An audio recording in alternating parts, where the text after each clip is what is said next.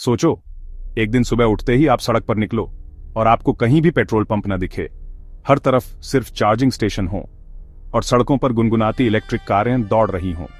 क्या यह भविष्य सच में आने वाला है? क्या कुछ सालों में पेट्रोल डीजल पूरी तरह खत्म हो जाएंगे और हमारे पास सिर्फ इलेक्ट्रिक वाहन रह जाएंगे? आइए इस राज को खोलते हैं।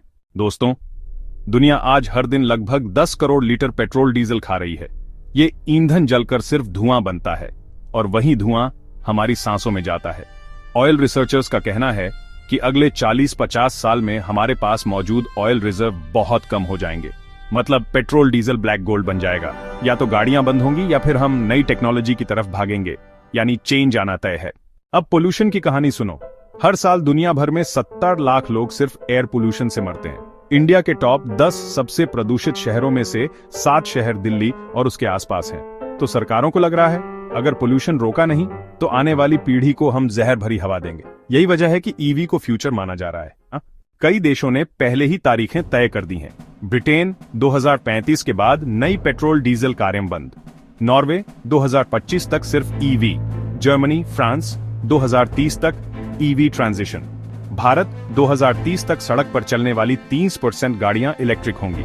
मतलब ये खेल सिर्फ टेक्नोलॉजी का नहीं, यह है नीति और दबाव का खेल। कंपनियों को ईवी बनानी ही होगी, चाहे चाहें या ना चाहें। आज की ईवीज किसी खिलौने जैसी नहीं रही।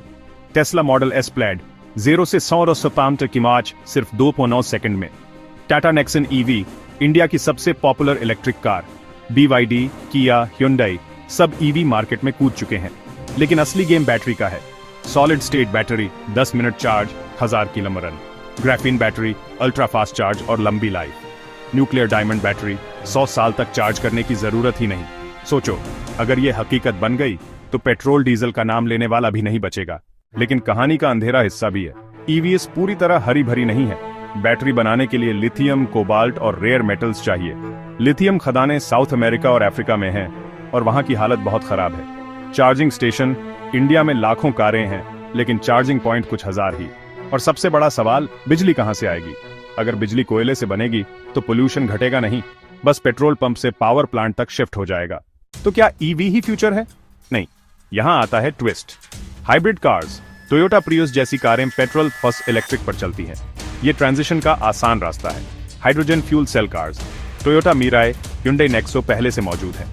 हाइड्रोजन इतना हल्का और शक्तिशाली है कि सिर्फ 5 मिनट की फिलिंग में 600 किलोमीटर रेंज दे देता है।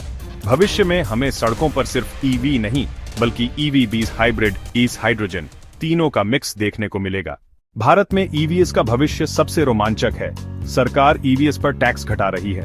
ओला इलेक्ट्रिक, टाटा, महिंद्रा सब नए मॉडल लॉन्च कर रहे हैं। फेम टू स्कीम, ईवी खरीदने वालों को सब्सिडी। लेकिन इंडिया में चुनौतियां भी हैं। चार्जिंग स्टेशन, महंगी बैटरियां और बिजली की भारी डिमांड। मतलब भारत का सफर लंबा है, लेकिन चेंज आ रहा है। जरा 2050 की दुनिया सोचो, जहां बच्चे पूछेंगे, पापा पेट्रोल पंप क्या होता था? म्यूजियम में पुरानी एम्बेसडर और मारुति 800 खड़ी होंगी। लोग कहेंगे, वाह, इंसान कभी ऐसा भी करता था, धुआं छोड़कर गाड़ी चलाता था। सड़कों पर होंगी सिर्फ गुनगुनाती ईवीस और हाइड्रोजन कार्स और आसमान में उड़ते ड्रोन टैक्सी। तो दोस्तों, सच्चाई ये है कि आने वाले 10-15 सालों में ईवी का राज बढ़ेगा, लेकिन सिर्फ ईवीएस ही रहेंगी ऐसा कहना अभी जल्दी है। हाइब्रिड और हाइड्रोजन भी फ्यूचर में बड़ा रोल निभाएंगे।